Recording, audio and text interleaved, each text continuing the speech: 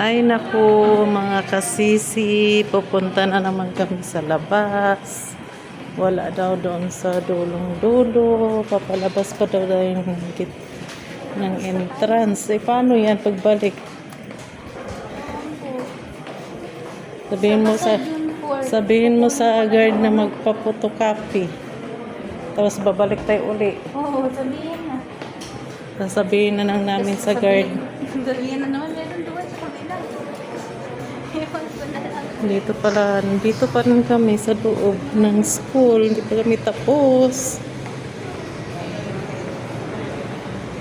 Ano lang sa mga ko? Tanong mo sa guard. Tanong mo sa... Ito po.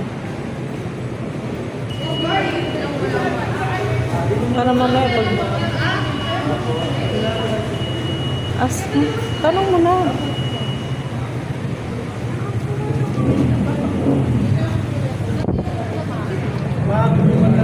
Lalakad pa kami dito mga kasisi sa labas. Mapua na school. Saan banda yun? Iikot ko kayo mga kasisi sa... may mga kantin din pala dito. Oh. May Dito ko mga pa rin kainan. para sila. Kala ko naman.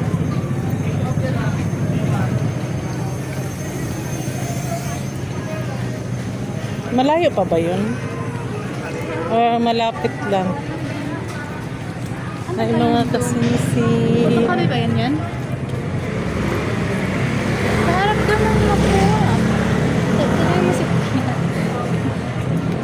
Sama po. Ito, tanong mo. Asan Sir? yung malapit na photocopy po?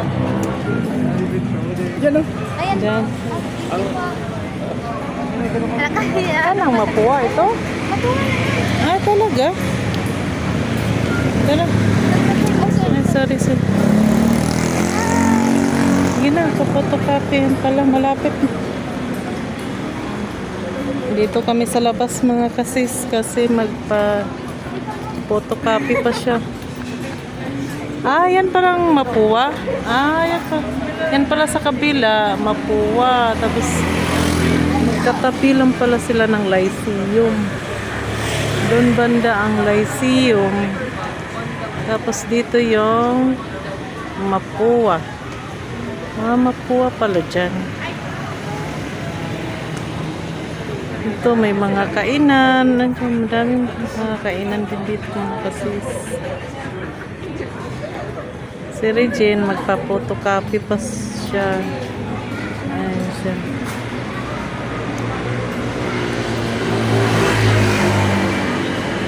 Magpa-photocopy pa si Madam. Ano kaya nandun sa taas?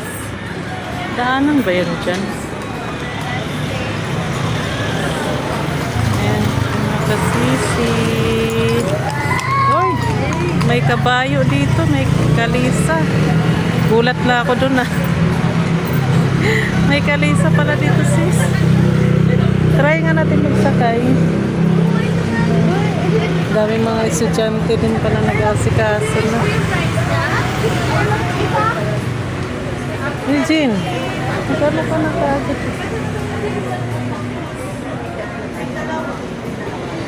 Bilisan mo na kasi paggabi na, anong oras naman tayo sasakay pa tayo ng malayo pa yung LRT tayo kasi pag matagal matraffic pa, kailangan natin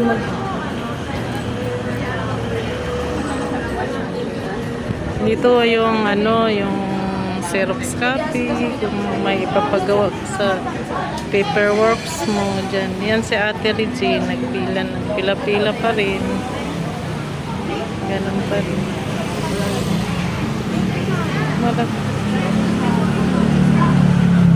Nangihingi na ng pera sis.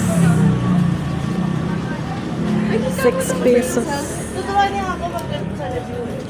Hanap mo na ako ng money.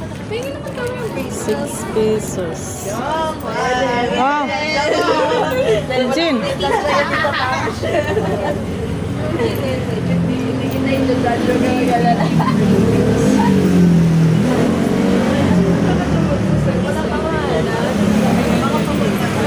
Sorry sir.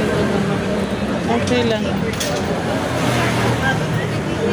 I-ayos mo muna yan. Yung mga papers niya, ayusin mo muna yan. Busy pa si madam. Tara na.